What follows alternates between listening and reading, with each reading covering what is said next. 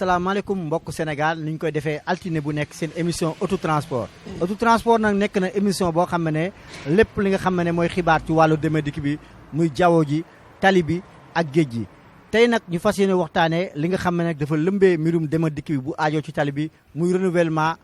ci wàllu interurbain bi mu jur nag coow nag ci diggante acteurs yi lan moo ko waral moo tax tey ñu dalal koo xam ne xam-xam màcc na ci wàllu demee dikk moom mi nga xam ne nag nekkoon njiitu garage wu Karang muy Pape Seydou Ndianko te en même temps nekk nag maire Toubacouta nekk tamit ndaw pencu réew mi lu tax nañu dal ko xam naa si kanam tuuti galaa ñuy sóobu ci waxtaan bi ñu may ko mu nuyoo téléspectateurs yi. merci Théodore Semedo maa ngi nuyu waa Walfadjri di la nuyu ci dalal bi nga xam ne dalal nga ma ko du nuyu sama waa kër Serigne waa kër El Hadj Amadou Dem ci Sokone di sant sama ñaari waajur di la nuyu.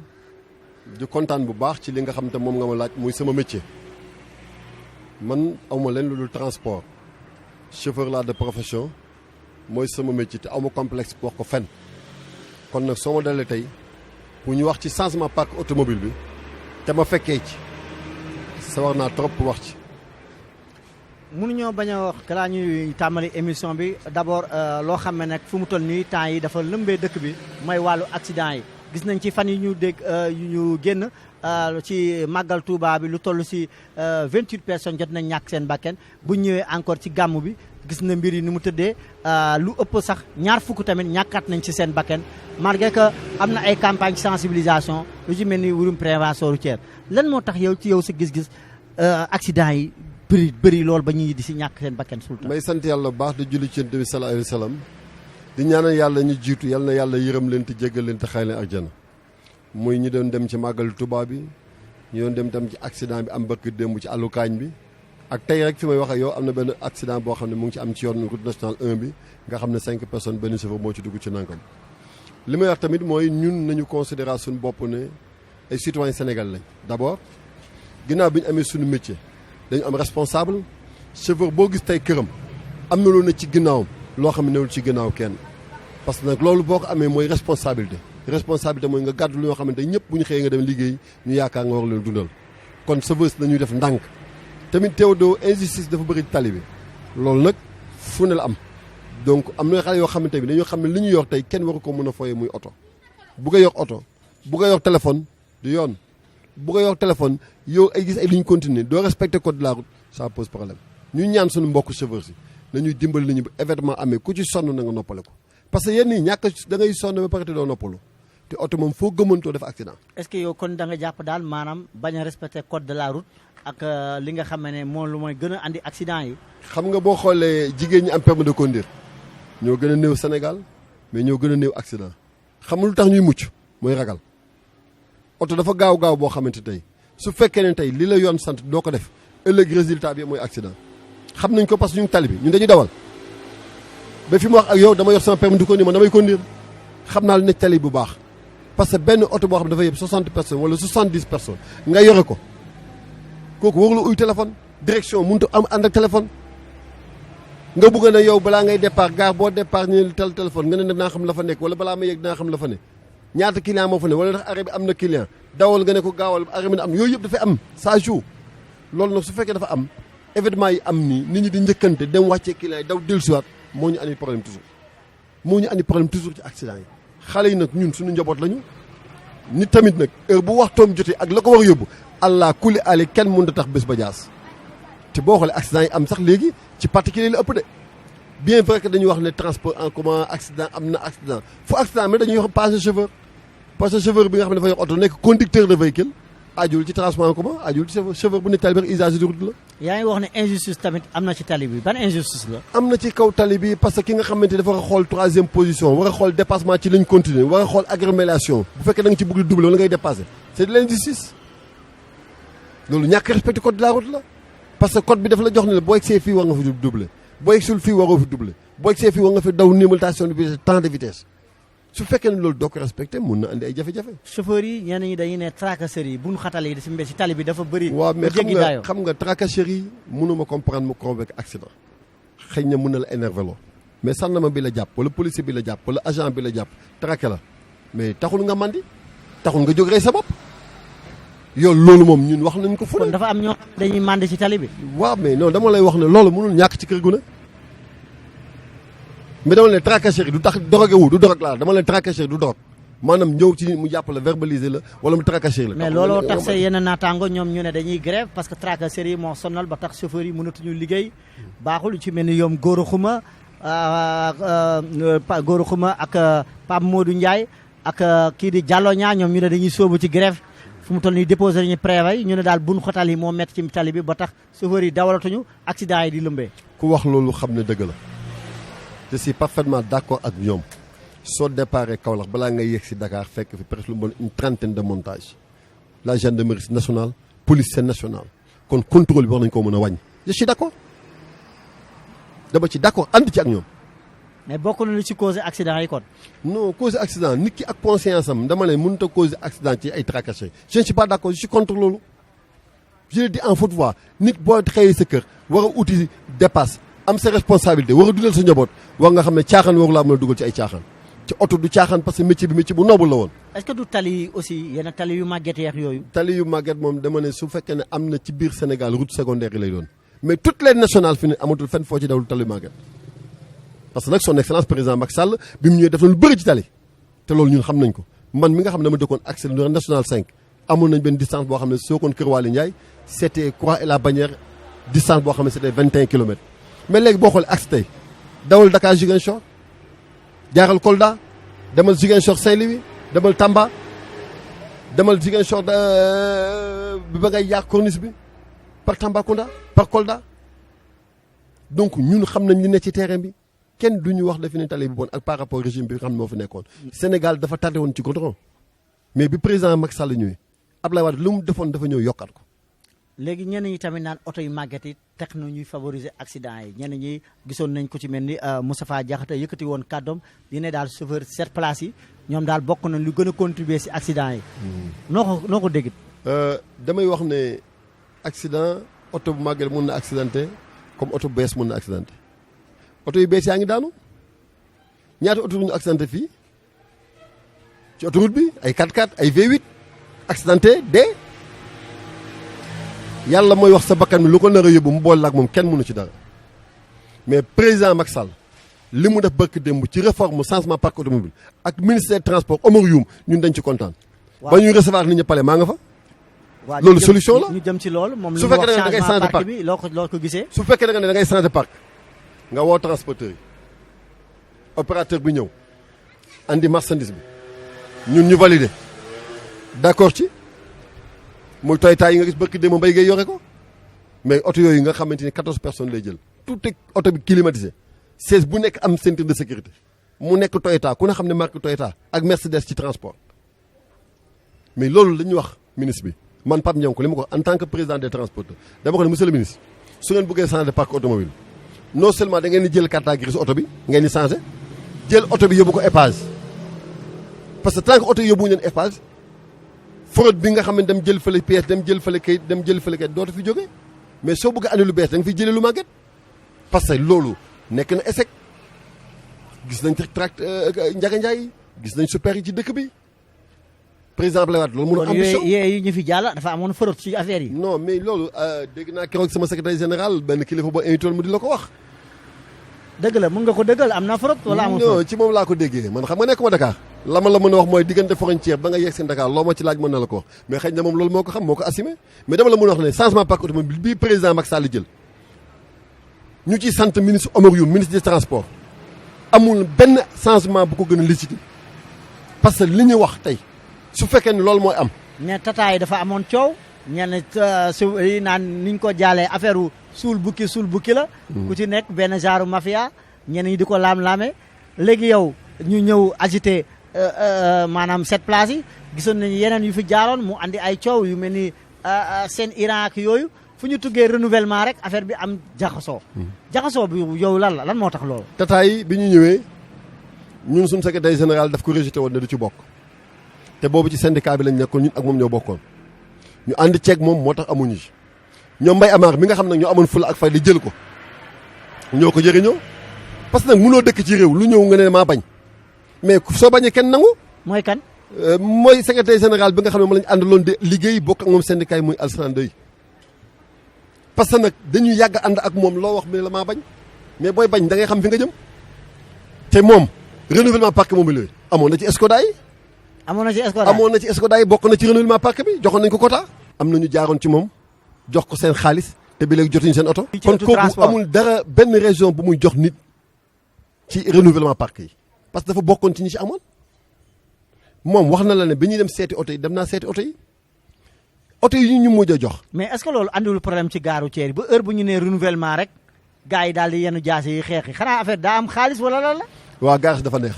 daa neex dafa neex trop nag. ah yow mi nekkoon président garage. xanaa 20 ans waaw xam naa ko. neex na trop. Alassane nee na neexul de. amul lu gën a neex regroupement nee na soxla yi rek ngay dox. soxla suwar yi rek man maa la koy wax man mi nekk président regroupement depuis 2000. Yoff Frontière gaaru Thiès Karang. j'ai fait 20 ans 4 mandats de 5 ans. mosuma def élection démb laa présenté sama démission ci gaaru Thiès Karang may xale yi sens pour ñu ñëw parce que ñi nga xam ne maa leen utal ay permis tey doon nañ ay transporteur kon dafa baax tey man ma démissionné tey may leen sens fi ne pour ñëw lan moo tax mi ne neexul te nangul bàyyi man 2017 laa déposé sama candidature ba léegi ñu ngi dem conflit ak moom pour dem élection. mais ñaata ngay am est-ce que da ngay am fay salaire wala lan la. indemnité ngay am. ñaata par weer. Ça dépend ci taux garage bi. secrétaire général man dafa ne xam nga wax na la ne Pape Nianko bokkul ci sama syndicat parce que amul carte. waaw nee na yow amoo carte syndicat de. ñaareel ba dafa tontu boppam. ndax la nee na la xale boobu lépp lu ne ci moom maa ko def kon lu ma booleeg moom.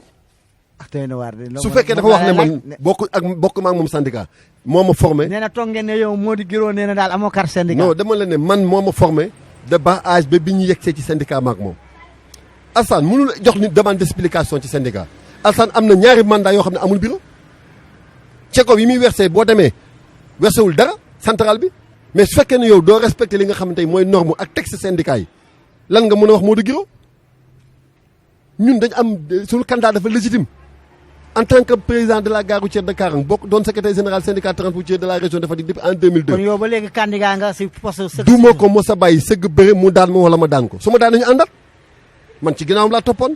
man élément am laa. lan moo tax tey ngay contester Alassane. dafa doxul. dafa doxatul Alassane ba mu doon Alassane démb ak tey c'est diamétralement opposé.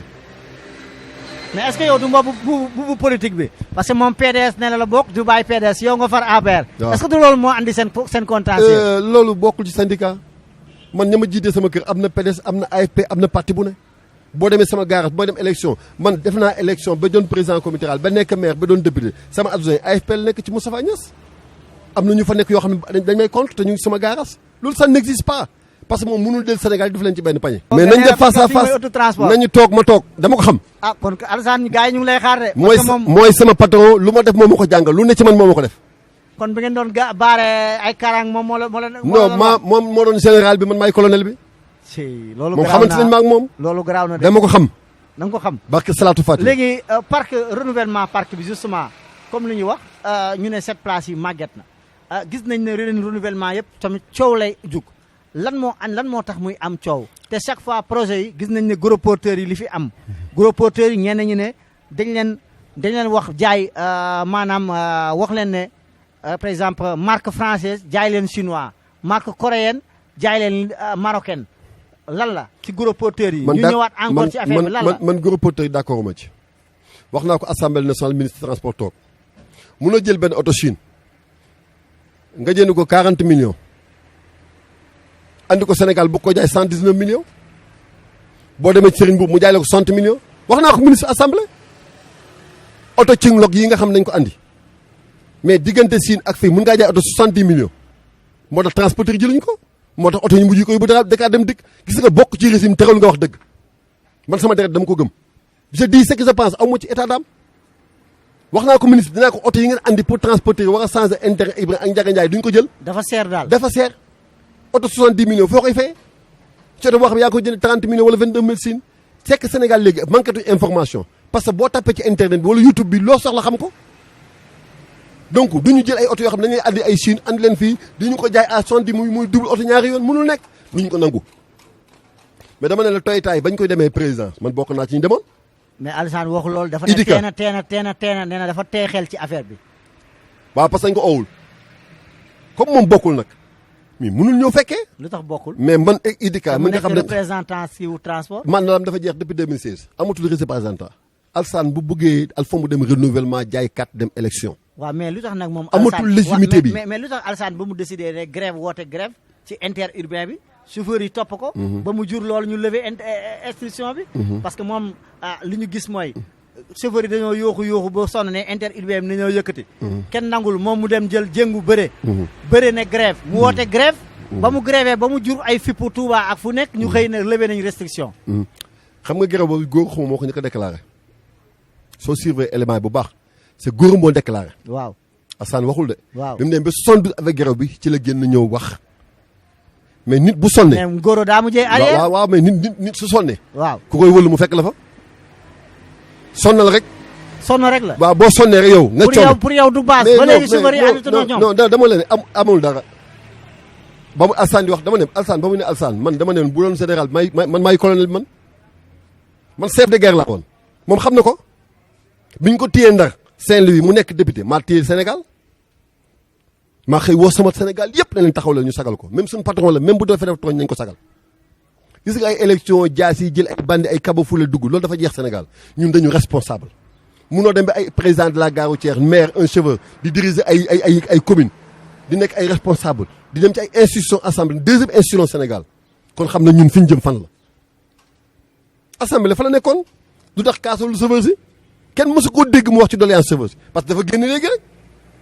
waaw da nga génn nañ ci xëpp xeex. moom nee na daa demoon mission Chine ba mu demee ci mission Chine bi pour renouvellement yi ba ñu ñëwee ba mu waxee ne d'accordul ci lii ba ñu ñëwee lañ ko seppi ba mu set boolatuñu ko ci dara. non ba mission assemblée mu jeex. man mun naa la giñal ne Omar Youm lu mu bon bu recevoir ay Alsane Ndoye ñetti yoon recevoir na ko ñeenti yoon yu ma xam waaw kon fuñ ko seppee bu fekkee Omar Youm tey mooy ministre du transport. nee na moom bu mu nekkee député la woon nee na ba mu àndee voyage dañoo dem benn yoon ci Chine bañ ko présenté benn modèle oto. pour renouvellement mu ne bii baaxul si lañ ko jël ñu seppi ko boolatuñu ko ci dara. ndax ba mu ñëwee wax na ko dafa doon wax loolu Sénégalais yi comme mission la demoon en tant que parlementaire su fekkee dem na pour défendre intérêt transport ba nga xam ne dem na ñu seppi ko dafa ko doon wax Sénégalais nit ñi dégg ko gis nga nax bi dafa sonn dañ ci yàgg dañ yàggam 20 ans on a cheminé avec lui 20 ans moom li mu wax dëgg la lu ne ci man moo ko ci def parce que dama ko jëloon comme idole jël ko comme réyukaay ci ni muy bañee mais nag bi ma xamee ses qualités ak xam ay limitam laa jël sama responsabilité. léegi yow renouvellement bi yow ci sa gis-gis démarré nañ processus lan lañ war a def. d'accord nañ ci ñun non seulement li am solo mooy ñu bëgg oto yi deuxièmement procédure bi Mbaye Gueye bi mu ñëw oto yi 19 millions la moom la koy jaayee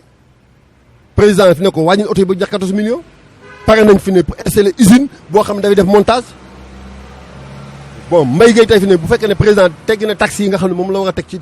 oto yi mën nañ jar de 16 millions à 7 millions demal CFAO oto yi ñu ngi jar presque 31 millions wala 20 millions 25 millions ñun dañu xam li nekk ci dëkk bi te kenn mënuñu nax ci oto. mais projet bi est-ce que du nekk comme genre tataay li ci am. non munul nekk parce que ñëpp gis nañ ko. ma ne munul chauffeur yi ba léegi ñu ngi tumuranke chauffeur yi commencé woon projet yëpp si décembre 2005 12 décembre 2005 maa ngi koy fàttaliku chauffeur yooyu yëpp yi démarré woon tataay dañ leen jotoo dàq ñoom ñëpp dañ leen licencié ñenn yi ñi nga xam ne nag dañoo njort ne bu ñu yóbbuwee seen patron inspection du travail lambaay ñaaw parce que dawal nañ seen patron lu mat ñaar fukki at ñu xam ne bu ñu kiwee ñu mujjee leen delloo joxaat leen Njaga Njaay joxaat leen wala ñu joxaat leen car rapide lebal leen ko. man de su ma amee sama dëgg gisuma ku may dem ak ci ku may ragal a dem kon chauffeur si bu ñu demee am seen dëgg nañ dem inspection du travail ñu fay leen parce que mënuloo dawal transporteur muy avancé yow chauffeur doo avancé mag nag lu mu nangu teg ko dagat na mais man Pape Niankou su ma amee sama dëgg kenn mënu koo jëlee ci sama loxo dama koy topp ba yoon may ma ci lam ma may. mais yow en tant que député. est-ce que dem nga dox ci garage yi xam seen jafe-jafe chauffeur yooyu boo demee assemblée nga wax parce que état bi jël na temps yi réforme ne loi d'orientation transport ne day créer conseil national des transports terrestres ak yooyu yow lan moo si sa taxawaay. bokk naa ci ñu wote loi bi ci dama ci d'accord parce que mënuñ am benn code transport xam ne depuis 60 ak tey moom la ñu doxee. le monde change le monde dafa changé 58 la dafa changé bu njëkk da nga doon wax ci rajo ñu ne ban rajo moo am ñu ne rajo Sénégal. tey ñaata média ñoo am loo wax léegi balaa 24 heures Sénégal dëkk ko ana cellule de communication yi le monde day avancé il faut qu'on change il faut que les textes changent il faut que les données changent. mais Sénégal am na ay textes parce que Sénégal ak Mali ñoo nekk boo xoolee Mali am na ordonnance malienne Sénégal nag si code des obligations civiles et commerciales moom lay utuloo ci mbirum transport mu nekk ñaari dëkk ak ku mel ni Cameroun nekk dëkk yooyu tuuti yi nga xam ne ñoo am ay législation transport waaye xaramu transport changé wul ba tey li fi am moo fay am ku yore sa ci dóore ñu ne changement parc automobile mais est-ce que bu ñu changé parc automobile te changé wu ñu maanaam appliqué wu ñu lijaasa yi comportement yi ak li nga xam ne moo am ak texte yi est-ce que loolu du nekk lu faussé. mais changement bi mënut a faussé parce que lu amagul départ mënagul faussé. mais est-ce que jarul ko ñu évaluer ñu sax la da nga may déglu ma tontu la. waaw parce que fekk da nga ma posé question da nga may bàyyi ma tontu ci question bi. waaw. convention boo ko def day am ay clauses yu lay lié contrat boo ko def dama ay clauses yu lay lié loolu nag si boppam kenn ku ne ñaari parties dañ ko respecté su fekkee transporteur bi day dafa dem tey fi ne nii ma ñëw tey signé benn contrat ak Mbaye Gueye moo ma jox 10 Toyota ma yóbbu ko 40 moo ko jël 10 chevaux yoo xam ne dama leen war a embauché chevaux bu ci nekk ma waxtaan ak yow barème de salaire temps ak temps ak temps ak temps mais chevaux bu fekkee dafay bëgg a dawal lekk sama xaalis te du ma xam ne amal moom salaire amu moom contrat man moo ko fay dem sama banque ça pose problème dama koy dàq parce que lu tax moo koy dàq booy man dama signé contrat boo xam ne weer bu dama ko fay nangam te opérateur bi ma ko jox dafa am contrat bu mu am ak keneen parce que bu fekkee dafa am commande Chine ñu laaj ko ay milliards mu dem envoyé ay milliards mu ñëw jox ma man ma war a liggéey fay ko su ma ko liggéey fay dafay nangu oto bi wala mu jël un huissier jël oto bi. mais chauffeur yi wax damay ñëw ci yow. non li chauffeur yi wax mënu ma ko jugé man tëj naa sama bunt. je suis un député chauffeur la transporteur la damay défendre transporteur. mais yow est-ce que yow jotul yow député nga dem parce que yaa war a dox soxla assez ni yóbbu ko. nga war a dem su ma la waxee ne la li xew ci gaax yi amul ku ma ko gën a xam wutuma ko dama lay wax ne man laajal sama collègue député yi nga xam ne nekk assemblée collègue bu la neex ne leen ndax Pam Ndianko day représenté askanam wala Pam Ndianko day représenté transporteur yi ñooñu ñoo la mën a jugé. déglul ma expliqué la balaa nga ñëw xam nga soo ma déglul du ma wax da nga may déglu ma wax. parce que damay posé question mais fi mooy autotransport autotransport fi lay leer d'accord naa ci yow. waaw bi ma nekkee président gare routière Karang doon président communal doon maire Toubacouta ñëw député à l'assemblée dama dem seeti waa Boma Raché ne leen ñëw naa Alsane génn na man dugg naa lépp luy seen tolérance wala seen tawat wax leen ma ko ñu organiser réunion Pape Cheikh Ndaw moo ñu abal salle ñu yëg ci kaw réunion ba ci salle ba y avait Fallou Diop transporteur bi yor biche yi ñoom Modou Boy ñoom ñëpp ñu fan ne ñu toog ñu bokk waxtaan man leen damaa bokk tey ci seen njaboot war a dem assemblée nationale sur les 165 députés man rek maa ci nekk chauffeur buy dawal oto man maa ci bokk tey ci mouvement syndical donc dama bëggoon yéen lépp luy seen tolérance ngeen wax na ma ñu partagé ko sama candidat bi foofu la jógee ñu wax ma lépp loo xamante ni syndicat la parce que dafa am interurbain am urbain réalité yi bokkuñu. kii dëkk urbain am na ay jafe-jafe am na ki interurbain bokkuñu ay problème. processus su changement bi ngay tudd nii ci maaru interurbain bi ndax du andi coow parce que fu mu toll nii yéen seen syndicat yi kenn xamatul parce que syndicat yi kii mooy nekk transporteur koy nekk transporteur mooy nekk bëgg a jiite chauffeur. jiite coxeur jiite lépp. est-ce que loolu te mun nga nekk juge et partie est-ce que loolu déjà andul jaxasoo bi am tey ci transport. soo xoolee téeméeri chauffeur 80 pour yëpp transporteur lañ parce que chauffeur bu am agrément transporteur nga transporteur amul beneen profession la rek da ngay jënd oto dem am sa agrément dem doon transporteur binduñ ko ci benn jëy am na fukki oto yoo xam ne bu la romboon juróom-ñett yëpp ñoo moom seen oto. mais loolu texte yi réglé na loolu problème bi dañoo nekk ci contrat de transport c'est un contrat par lequel une personne appelée transporteur engage à titre professionnel un chauffeur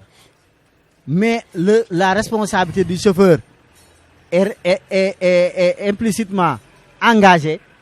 puisque c'est un préposé direct du transporteur mais dès l'instant que ñu ne que chauffeur boobu léegi nag moom am na oto kon cela veut dire que moom responsabilité am totale engagé na waaye ci kaw loolu dafa am leneen loo xam ne nag moo ci wutu mooy loo xam ne nag gars yi bëgguñu ko clarifier parce que syndicat yi ni mu tëddee comme li nga wax kay nekk chauffeur mu ngi bëgg bu fekkee ni moom ki ko jël mooy transporteur bi war ko fay salaire bu décent mënu ko kii ki nga xam ne moom moo nekk transporteur toujours day bëgg di am kee di gën a tumuranke du avancer du dem donc juge et partie boobu est-ce que jotul tey kay transporteur mu dem moom nekk transporteur ku nekk chauffeur syndicat mu nekk syndicat chauffeur kii nekk coxeur ñoo xam seen organisation parce que coxeur dañoo ne c'est un préposé du syndicat des transporteurs mooy syndicat transporteurs yi ñoom ñooy décider que kii moo leen toogal waaye li ñu gis pëccxoo moo am boo demee ci garage yi coxeur yi kat mooy ñëw di laaj paas pëccxoo boobu est-ce que conduirul tey la ñuy teg ci renouvellement ak échange muy andi jaxasoo ba muy kii. dama lay wax ne la syndicat moo amatul bu stable parce que syndicat mandat moo koy définir soo defee ba sa mandat jeex ña la joxoon mandat da nga war a ñëw def sa assemblée générale nga justifier sa bopp suñ lay reconduire ñu reconduire la suñ la reconduire bu candidat amee ngeen dem élection ku gagné ñu jox la ko mais ñu yor central loolu lañ nanguwul. naa la Alsane secrétaire général mandat am jeex na depuis 2016. déet waay. man ma déposé sama candidature Mbaxane Gomis Karamba Goudiaby ñun ñëpp ñu déposé suñu candidature ci table Mamadou Guiro jël commission de conflit góor a xuma fu mu nekkoon Kër Massar Synthèse FC la newoon Cheikh Diop ba mandaam jeexee ñu oo ko pour mu def assemblée générale dafa daw ñëw rejoindre encore Synthèse kon fan la légitimité syndicat amati kan moo fa nekk syndicat amul c'est que nag ay dóorkat ñoo fa bëri parce que boo demee ci télévision bi wax ñu dégg la. déet waay. non xam naa li may wax damay wax. ay dóorkat syndicat ay dóorkat la. dama ne télé laa ne. damay wax rek non télé laa ne. ah non nag kon syndicat transport yi. xoolaat leen seen noonu gars yi nañ amatul ñu patron. amatul leen patron amatuñu patron ñun syndicat transport amatuñu transport man maa koy waxee rajo lay waxee man Pape Sidi Diallo. loolu garaaw naa. non télé lay waxee dama ne li may wax dama ko dégg ñaar yi nga xam tey fi ne ñoo nekkoon bokk syndicat Alsane ak Gora ñoo bokkoon syndicat fi la mu fekk bi Alsane bi mandaam jeexee Gora daf ko pour renouvellement moo bañ renouvellement si la Gora jógee dem Synthèse FC fi la ma fekk Synthèse FC bi ñu koy créé di attaqué bourse du travail di rey aw boobu Alsane mu nga kaarang rey ñoo am pa dama yàgg centrale bi 20 ans laa fi def dama ko xam tey dama wax ne mënoo am mandat bi jeex nga doo dem élection te yow élection moo la joxoon mandat da nga dem élection ñu fal la yàgg daam loo yéen demal élection maja moo arbitré élection yi nga gagné ñu jox la ko yow nga war a def ñeenti mandat te mosoo dem élection yow Pape Ndiang ko doon candidat Karamba Goudiaby Ziguinchor doon candidat Mbaxane Gomis doon candidat ngeen doo dem ak kenn élection. kon bu ma déggee daal sa kaddu mooy problème mu transport ak renouvellement yi fi doon am yëpp lu ko waral mooy ñenn ñi daal dañuy toog seen poste ba ñu fa jóge mooy andi pëccëxoo bi. mais ñàkk patron mooy waral andi contestation kër day am patron bu kër amee patron wala am chef bu xëyee lu mu joxe directive ñu exécuté ko. yow si yow changement bi nee nga baax na nan lañu war a def ba nga xam ne changement bi du am problème. ñun dañ ko wax parce que ñun dañu nekk conseil technique ci ministre bi parce que ñun dañoo bokk ci régime. ñu ñeme ko loolu nag ñu ñeme ko dañu am pété ñun bokk ci régime bi. kon bu ñu gisee loo xam ne daf ñu dal suñu xel dañu dem ci directeur transporteur fëgg buntam ne ko Cheikh Omar mi ne ko ñu ne ko attention ci lii ak lii ak lii ak lii lii bu ñu ko defee ak lii ak lii ça veut dire am satisfaction lii bu ñu ko defee dinañu jëriñ mais suñu bopp la ñuy waxal mais il est temps changement parc automobile Abdoulaye Wade moo ko fi njëkk a créé il a fait tout mënul réussir mais il y a ñoo xam ne nga xam ne seen intérêt lañ cee ne ñu bëgg a dundee nag Sénégal te am ñoo xam ne dañ leen réussir ñun duñ ko nangu en tout cas xaw ma ban changement moo doon jaar ci yoon mais bii dina jaar ci yoon. kon chantage daal moo am ci secteur bi. non secteur bi dafa am ay chantage dafa am ñoo xam ne tamit loolu mooy seen dund xëy gàddu seen saak. mooy ñan. non xam nga leen ñëw yaa ngi ñu ma dëkk Dakar non mais xam nga fii nag mooy autotransport. benn ci Alsane Ndoye benn ci Gora Xuma. déet waay. maa la ko wax. man tane la si naka non mais tamit xam ñooñu ma ne ñooñu ay dóorkat lañ ñëw ci ay syndicalistes ay dóorkat lañ non maa la xamal loolu. non lu tax ay dóorkat. ma ne jox ma bénéfice. waaye dama ne xam nga fekkee nag am mandat bi jeex mandat bi ko joxoon assemblée générale lu tax nga bañ réviser assemblée générale di wax ci turu loolu. déet waay c'est illégal. Alsane ak Gora Xuma bu fekkee ne yéen a ñuy seetaan ngeen ñëw fii auto transport ngeen leeral parce que gars yi nee nañ nag ay dóorkat ngeen ne da ngeen bëgg nekk secrétaire général à vie. secrétaire général à vie moom day garaaw. voilà kon nag te démocratie ngeen woote ci syndicat day am démocratie. mooy boo leen demee ba nga xam ne seen mandat jàpp ngeen def ngeen seen rôle ngeen abal ñeneen war ngeen ñëw kon leeral parce que kii lu mu wax nag moom garaaw naa nee nañ ay dóorkat ngeen. li ma wax dara nekku ci dama wax ne maa ko assumé. loolu moom garaaw na. télé lay waxee. léegi nag yow ci changement bi ba léegi tey yow yan solution nga proposé. ci damay sant son excellence président Macky Sall d'abord. di sant bi nga xamante ne un doomi sénégalais xam nga Sénégal toujours dañu naan les multinationaux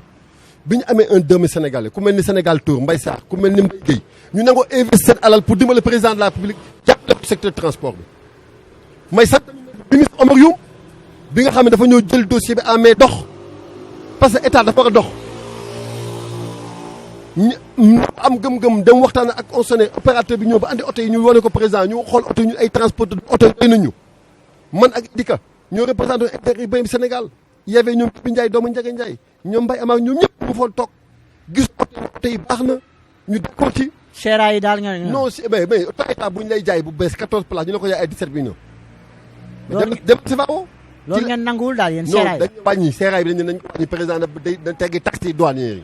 bu tegee taxi douanier yi mu gën a yomb ci ñoom. léegi ak leneen li lan la. leneen amul beneen xalaat. dañu waxoon ne bu màggal passé dañ daje ak Mbaye Guèye ñu toog ñu bokk waxtaan xool modalité yi naka la ñu joxe oto yi mais man defal naa ministre ak directeur transporteur Cheikh Omar Guèye passage boo xam ne maa ngi koy nuyu di ko sant di ko remercier di sant tamit Omar Youm xam nga toog na naan Omar Youm xamul transport dafa jàngul mais texte yi mais yow enseignant bi dafay nekk professeur mathématique suba mu nekk professeur philosophie suba mu dem jàngi géographie moom amul xam-xam parce que loolu xam nga dafa koy wax. kan moo amul xam-xam moom Alsane Ndoye amul xam-xam. xam nga boo toolee non mais tamit moom moo la jàngal. sama sëriñ la nee nga moom moo la jàngal. mais nit day jàng nit day jàngal taalibeem nit day jàngal taalibeem ba mu raw ko. loolu day na waar. non dama nit da ne moo la jàngal. nit day jàngal taalibeem ba mu raw ko. loolu garaaw naa. non dama ne amul xam-xam boo toogee ci télévision naan ministre transport amul xam-xam yorul transport xamul transport dafa war a dem kenn wàllu la xam te dëkk bi du vaay bu ko xam boo ko laajtee da nga ko xam moom juddu doon syndicaliste juddu nekk maire Diender te tey il est maire doon député Sénégal loolu du débat. yow nga xam ne yaa jàgg jiite garage Karang ak maanaam mbirum Touba nekk maire Toubacouta mënuñoo bañ a wax ci problème ak Gambie lan moo tax souvent rek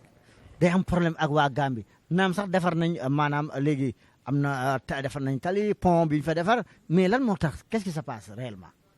li nga waxoon daf nekkoon problème majeur muy pont Transgambie bi soo xoolee pont Transgambie bi dafa ëmb ñetti région Sédhiou Kolda ak Ziguinchor mu nekk région yoo xam ne dañu am importance ci Sénégal tey man am naa ay collègues députés yoo xam ne dañu xëy 8 heures 1 heure da leen fekk assemblée nationale te réew nag soo ko bëgg a tab te amul ay infrastructure routier sa développement dina freiné sa liggéey lu bëri dina tardé donc président Macky Sall bi nga xam ne dafa am vision fekk loo xam ne Léopold Sédar Senghor daf ko négocier ak Ousmane ak Daouda Diallo sottiwul mu fekk Abdou Diouf négocier ko ak Yaya Jammeh sottiwul mu fekk Abdoulaye Wade di jéem ci lu ne sottiwul kon moom su ñëwee réussir yooyu lañ ko tant parce que transport dafa am solo ci réew surtout frontière suñu diggante ak problème bi Gambie amoon na ay jafe-jafe état Banjul c'est un pays souverain Sénégal c'est un pays souverain bu ñu bëggee jël ay bant jël ay bois ay trafic yoo xam ñu ngi koy jël di ko yóbbu Gambie ñu wax ko ci relation diplomate mënul sotti ñun ñu am ay sénégalais yu am ay camions doon ay commerçants di dem Banjul ñu leen teg ay jafe-jafe ci loo xam ne 22 kilomètres la mais ñun ñu wax état bind su solution amul ñun dañuy révolter parce que ñu solidarité suñu surveillance dañu fay dem parce que nag ñun frontière la ñu yem on a respecté la libre circulation des biens des personnes mais nag pour nangu nag suñu mbokk camions yi chauffeur bu ñu demee bac ba nga ñëw taxaw ci biir bac bi oto bu sarse Gambie ñëw yor ba bi IGL ñëw romb la dem dugg fay bac yow nga sarse fanaan fa am fa ñaari fan c'est de l'injustice loolu nag ñun chauffeur en tant que syndicaliste ñun ñoo ko mën defante ak ñoom parce que bu fekkee ne état relation bu muy relation ni koy relation ci diplomate te ñun am na relation yoo xam ne bu ñu koy waxtaan wala ñu koy discuter duñ fa toog mais ñun la nga xam moom la ñuy dund ci terrain bi su bañ jotee dañ koy bañal suñu bopp. gis nañ nag ci interurbain bi sa morom yi nga xam ne ñoo yore bus yi ñoom ña concurrence déloyale moo am ak Sénégal dem dikk. mooy dañoo ñëw tey ñoom ñu yàgg sono ci transport. daj ci lu ne bi tali yi bone ak yëpp tey ñu ñëw tayal leen ci contrôle boobu ngay wax tracasserie yi ñu ne ñooñu duñu leen arrêté duñu leen laaj këyit ñoom saa su nekk fu ñu jaar rek ñu laaj leen këyit. d'accord ma ci dama ci ànd. parce que Sénégal bu fekkee dafay def transport moom moo war a njëkk a jiite transport organisé on est dans une république état moo ñu moom ñun ñëpp état lañ donc état warul mën a am ay moyens jënd ay oto dem ci dëkk yi ak garage yi ci rond-point yi di taxaw ci biir dëkk yi loolu c'est de l'injustice d'accord ma ci ànduma ci ak moom ki ko def tey fi mu ne tey mën na nekkoon directeur de dem dëkk mooy Moussa Diop. mi nga xam ne wax nañ ko assemblée. parce que nag bu fekkee ne da nga nekk réew yow yaa war a mën a organiser ay sart teg ci yoon soo ko teg nañu si yoon.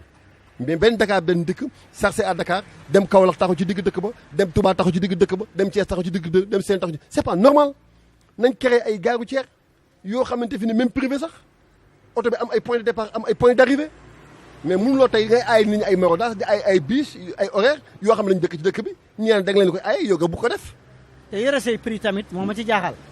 te parce que état moo ne tarif c'est un ensemble de prix et de conditions d'application moom mooy définir ay tarifam. bus bu ñu romb defunul tarif boobu bi état appliqué ñu jël jàpp chauffeur bi tëj ñoom waa Dakar dem dikk ñoom ñuy appliqué seen propre tarif kenn du leen inquiété. mais loolu tegul fenn li nga wax question boobu man maa ngi ko soog a dégg ci yow parce que bus yi nga xam ñoom ñooy dem horaire ñooy fixé seen tarif yu bopp Sénégal boo xool tey fii ne mun nga wax 200 horaire bu ci ne ak dëkk ba nga dem yaa fixé tarif bopp te mosuguma dégg ku ñu jàpp ci horaire te lii ma wax ni tey ci teel laa toog di ko dégg mosuma dégg benn horaire boo dem ci dëkk moo fixé tarifam te mun ko yëpp loolu moom question boobu du ma ci d'accord parce que man ci terrain laa nekk. mais garage yi da ngay dabe garage ñu ne la tarif bi temps la te ngay dem même destination dem dikk boobu par exemple boo jógee boo ñëwee boo maraîcher di dem Ziguinchor ñu ne la 7500 wala 8000 moom dem dikk 10 000 la lay defloo par force 10 000 francs boobu yow mii boo ko defoon garage ñu xëy jàpp chauffeur bi te moom waa Dakar dem dikk kenn du leen inquiété. mais xam nga ki am xaalisam am choix am mën a voyager moom moo porté soit ci dem dikk kooku affaire am la man du ma ci sori. mais mi dem dikk moom non, appliqué non, tarif non, boo non, xamee ne non, nguur gi moo ne tarif xëy temps na la diggante xëy na conformité oto bi daf ciy joué mais bu fekkoon dafa rang garage mënu ko def moo tax ñu ne al foog ñu organiser Dakar dem dikk foog ñu organiser ko dama d'accord ak transporteur ci loolu dañ ko organiser xam nga injustice baaxul ci kenn baaxul ci réew parce que maa la ëpp doole wala am naa oto bu bees lii laay fayeeku yow nga am oto bu màgget fayeeku lii loolu du benn yoon tegul fan d'accord uñ ci. léegi renouvellement bi nag ba tey cette place non renouvellement cette place bi moom dañuy convaincre wax nañ Sénégalais yëpp ñëpp bëgg nañ oto yi projet la boo xamante ni duñ fi toog ay responsable naan ñoo bañ ñoo nangu duñ ko nangu ñun ay acteurs lañ ay transporteurs lañ ay chauffeurs lañ xam nañ seen oto yi bëgg xam nañ oto yi baax léegi na ngeen fas yéene taxawee pour projet parce que ñii moom ne d'accord tee nañ seen xel te mais balaa ngay d'accord dañ lay boole moom nee na boole wuñ ko waaye wax dëgg yàlla luñ la boole teew doo nga mun cee mandu moom moomul Sénégal mun na dox sans Alassane Ndoye mun na dox dëkk mun na dox sans Alassane Ndoye qu'est-ce qu'il représente lan la il n'est plus secrétaire général syndicat transport routier parce que mandaam dafa jeex déet waay maa la ko wax télé laay waxee léegi yow comme nee nga ne kii yow lan nga fas yéene taxaw neewoon na nañu dama koy dékk kaar ak ñu sëgg bëre man sama déclaration Touba laa ko defee sama conférence de presse keroog ba ma ko bëgg a def pompier laa ko defee man du ma ragal man ku ma xam Pam Dieng ko xam ne man du ma ragal man conférence de presse laa def dégg Dakar ne Alassane Ndoye suba day fay oote réunion pour congrès fu mu ko def dinaa ko fekk ñun xam nañ ko moo ñu jàggal injustice. mais est-ce que yéen du politique bi mooy tax seen secteur bi tardé. xam nga li ngay wax politique dañuy fekk di bokk département man je n'ai rien département Diender bokkuma Thiès maa nga Fatick maa nga département Foundiougne. mais politique bi seen biir quoi. parce que non yéen dañoo gis bokkuñu contexte politique en général benn ministre day ñëw rek gars yi ñëw jaar fa lal basang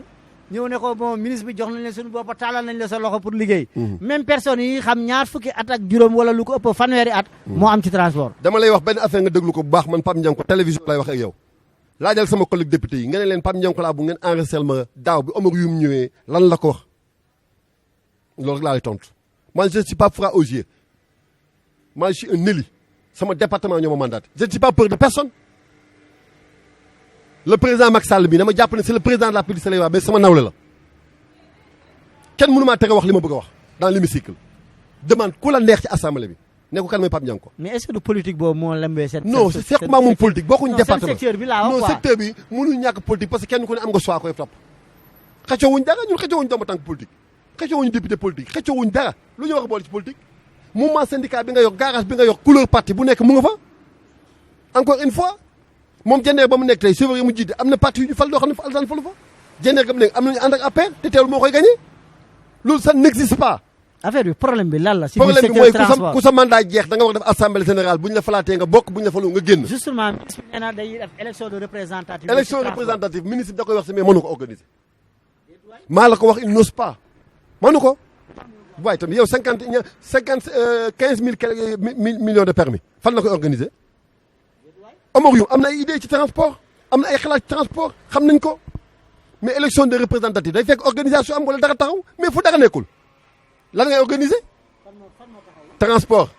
dara taxaw bi mais maa la ko wax manque d'organisation kooku su ñun la suñu responsabilité la ñun ñoo warul mun ànd war a bokki suñu doole pour doon dara mais mënuñ ko dañoo tas mais tubaab état bi looloo ko arrangé la division bi ñu nekkee loolu moo arrangé état mun duñu dóor parce que l'union fait la force tant que ànduñu bokk suñu benn doole am suñu benn secrétaire général bu ne waaw ñu dem bu ne taxaw la ñu taxaw tant que amuñu ko mënuñu réussir lañ bëgg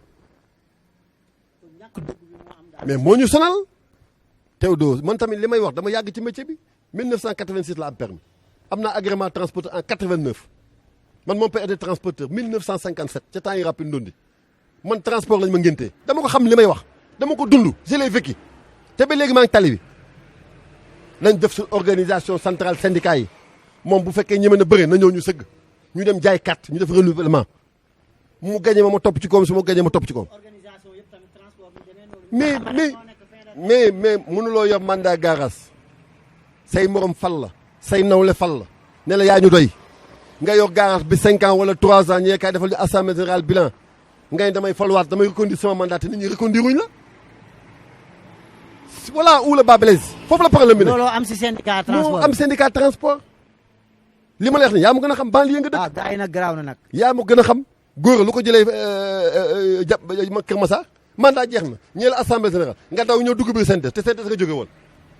kon lan la ñoom li ñu mocc saf ko ñun dañ ko bëgg a mocc. mooy lan. ah xam nañ ko affaire bi dafa neex neex de bu baax a baax a baax dafa neex. te gars yi nag ñoom ñu ne amuñu xaalis. mais te duñ ko ba. waaye loo amul xaalis amoo ci yàlla doo ko ba dem seet leneen. léegi luy pexe donc ci renouvellement bi. parce que am na ñoo xam ne taxaw nañ man daal li ma wax man daal pare naa ngembu naa pare naa. ku sëgg bëre ma sëgg bëre su ko defulee du am benn AG boo xam ne dina ko def ci Sénégal on est dans un pays de droit de dëkk bi yoon moo fiy dox. mandat nga yore sa mandat jeex na depuis 2016. Alsaan na ñëw sëgg kan nga doon nangu mu def Alsaan na ñëw ñu sëgg ñu bëre. man xam nga maa ngi moom dafa am lu ma jàngal mais man maa ngi benn galgal boo xamante ni. déet waay. bàyyi ko ba ñu yegg ci loolu maa ngi moom. Alsaan na moom la amul tiitukaay de wax na loolu de. mbër day màgget mbër mu mag boo fi gis rek mbër mu ndaw ko fi génnee ndax dégg nga li ma wax baax. léegi nag yow mbër mu boo fi gis rek bu ndaw ko fi jëlee. yow renouvellement bi nee nga du ñu nangu renouvellement parc automobile bi inter-urbain doo nangu kenn ku ko gàllankoor. jamais depuis le grand jamais parce que na accompagne ministre bi na accompagne son excellence monsieur le président ba ñu réussir li nga xam ne moom la chauffeur yi soxla ak transporteur léegi te oto yi tamit naa ci wax ñu def tout ndax oto yi Sénégal mais yëpp yow mën nan cee ngay jot. taxawee kon ci contrat chauffeur yi parce que chauffeur yi gis nañ li fi amoon ci tata yi dañoo xëy dàq leen. dama ne la yeneen yi dàq leen yéen nan ngeen di taxawee. dama ne pour la que chauffeur yi am man mosul benn chauffeur mosul ñëw ci man ne ma du def ma dàq ñaareel ba encore man dama am ay limites man yoraguma secrétaire général bi nekkaguma national moi je suis le président de la gare routière de Karang depuis 20 ans donc man mënaguma gérer problème national li ma mën a wax mooy doléance bu chauffeur am wala transporteur ñu wax ma ko dinaa ko wax assemblée ba ministre bi ñëwee te man ministre bi su ma ko ooyee mu jël ma su ma foogee bureau mu tijjil ma kon donc am naa droit boo ma waxee doléance ma dem ci moom ne ko monsieur le ministre lii ak lii ak lii. parce que chauffeur tata yi ñoom ne ñoom c'est une inaccessible ñu ne Thierno Birahim aw ñoom buñ ko soxlaa toujours bu ñëwee calmant leen di dóor yeneen directeur des transports terrestres tamit ñu ne même chose calmant leen di dóor. calmant bi lan la tàngal la calmant bi wala tàngal mooy maanaam ñu non non calmant xam nga boo demee poste de santé jox la calmant dañ lay jox médicament ñu ne non calmant bi dama la non attends dama lay laaj calmant bi lan la miski la tàngal non non wax ma tàngal bi wax ma non teewoo yaa wax la étu transport la na leer waa na leer waaw na leer ma daa ne heure bu ñëwee daal da leen ne ñu ngi dox seen mbir waaw ñu ngi dox si affaire pour trouver solution waaye nee nañ gisaguñu ba léegi mais solution calmant bi day ànd ak tàngal wala miski lay àndal nee nañ daal moom daal la non calmant bi nga wax calmant bi laa bëgg laaj mu leer parce que xam nga yow comme man dama non non calmant bi li nga ma wax mooy dama calmant la leen jox ma lay laaj nag calmant bi comme yow wax étude transport dafa war a leer kon man ni ma ñemee wax mu leer ma lay laaj ndax calmant bi miski la wala tàngal nee na daal calmant bi lan la d'accord on tourne la page dañ dem ci leen non du fii lay leere de daa ne calmant bi daal leen la ñu ngi ci waxtaan ak ñoom pour xool ni ñuy suqali seen contrat de travail ñeneen ñi dina ñoom sax bulletin de salaire sax amuñu ko ñeneen ñi tamit di wax ne carrément bu ñu ñëwee tamit da leen di dagg transvie soo ñëwee ci man moo jox la oto ak permis de conduire ne la xëyal nga xëy demandé wu ma bulletin de salaire nga toog ba am problème noo koy réglé dama leex mag lu mu nangu dag kooko dagal na nit ñi xam seen responsable gis nga si Théo réew mi ku fi jàngul léegi yow la neex ku ne am nga doom mu nekk université ku ne am nga jabar mu nekk université ku ne am nga xarit mu nekk université ku ne am nga xarit mu nekk enseignant dëkk bi ku fi la xamul yow la neex ku fi amul say droit yaa ko teg sa bopp. kon daal gars yi li ñu yéen ñoo ko nangu. mais ñoo ko nangu naka nga mën a demee ci ni mu embauché la amu leen benn contrat bu leen lii mais demal tribunal nga ne kër gi maa ko wala sama terrain maa ko moom benn waay andi kayitam ngeen taxaw baro juge bi ne la waaw yow plaignant bi am sa kayit nga ne ah bon ceci là sama maama ko moomoon wala sama bàjjen ko dagoon waa ji andi kayitam teg ko kan ngay jox dëgg. l'administration c'est écrit dañ koy bind nit bu amee contrat yaa moom dañ koy bind ay clause ci ay texte nga dem inspection du travail demande ndax contrat bi mu waajafal baax na wala baaxul. waxtu bi xooj nañu sa kàddu bu mujjee li nga xam ne daal gis nga ne bu ñu demee ci renouvellement parc automobile inter-urbain bi du am jafe-jafe transport tamit maanaam kanamam daal di soppeeku parce que gis nañ ba léegi indépendance transport changé wu lan la. mais ñun dañu xam li ne ci tali bi da ngay dem jël benn 7 places bu am 72 ans wala am 20 ans nga dem jënd benn oto réforme ko ñëw day duwaañ jàpp la oto bi nga ñàkk 5 millions dem ci banque fi ne mu jàpp la. tey nga ñëwaat fi ni mu nekk jafe-jafe boo xam ne mu nekk góom ci ñun nga am benn bis mu ñëw jaar port nga dédouané ko ñëw andi ko tey fi ne duwaañ jàpp la mais tey bu ñu amee oto yu bees yoo xam ne tey da ngay ñëw ñu defal la sa oto am sa lépp oto bi am CMC nga ñëw taxaw bi service des mines ñu muté la ko nga am sa kayit en bonne et uniforme def sa transport normal oto bi lix boo yebee say client tey fi ne client bu ne toog porte de sécurité am mais ñun loolu lañu bëgg mais ñun dañu bëgg conformité dañu bëgg lu rafet dañoo bëgg lu baax parce que jamono ji moo ko laaj donc nag ñun kon tey fi nii duñu jël transport bi amoon 60 ans ba léegi ñu ne loolu lañ bëgg mu dem bu njëkk boo demoon ci àll bi ay mbaar bâche nga doon gis ay pose bâche amatul ay Mercedes minicar nga gis léegi ay gëla mais données day changé il faut que les données changent ñun tamit dañu war a changer dox ànd ak monde bi kon maa ngi lay sant baax Théodore di sant nag son excellence monsieur le président Macky Sall bi nga xam tey moom moo jàppale tey ministre am ak ay techniciens am ak directeur transporteur bi accordé ñu lii may sant tamit Mbaye Gueye en tant que sénégalais di ko remercier kontaan ci geste bi nga xam moom la def te dañ ko accompagner dañ ko gunge ba mu réussir parce que bu réussir suñu njëriñ la ñun acteur transport je vous remercie maa ngi sant Sénégal yëpp di baalu ñëpp ak du nuyu sama secrétaire ancien secrétaire général Alassane Ndoye ak Góor Xuma di leen wax ne nañu dem toogi te may xale ñu dem c'est la nouvelle donne qui change. sunu waxtu bi ñu jagle leen jot na yam na képp mooy nag suñu seen émission autotransport yéen ñi ngeen yor xam ne autotransport nag mooy nag émission bi nga xam ne nag lépp dañ ko si la voix des sans voix lay amee Walf TV muy nekk nag émission boo xam ne dañ leen jukki lépp xibaar ci wàllu demee dikk bi jaww gi ak géej gi tey nag ñu doon waxtaanee problème renouvellement nag parc automobile ci wàllu interurbain bi rawatina tamit ci minimum syndicat yi am na ku ñu fi daloon ki nga xam ne xam-xam màcc na ci wàllu dem ak dikk ci wàllu tali bi muy Pape Seydou Ndianko nekk nag en même temps jiite garage wu Karang bi nga xam ne nag maa leen di wax ne rànd na sax démission am pour ne dafa war a am tey changement leneen tamit moo nekk en même temps maire Toubacouta ak ndaw pencu réew mi ñu leen dox ngeen jàpp nag lépp li ma fi wax du dara defar transport moo ñu tax a jug bu képp ku jàpp nag kaddu gi dafa ñagas ñu ngi jégalu ñu xam ne transport moo ñu tax a jug ñu ngi leen dox dig daje altine bii di ñëw si beneen numéro auto transport ñu leen gërëm di leen sant wasalaam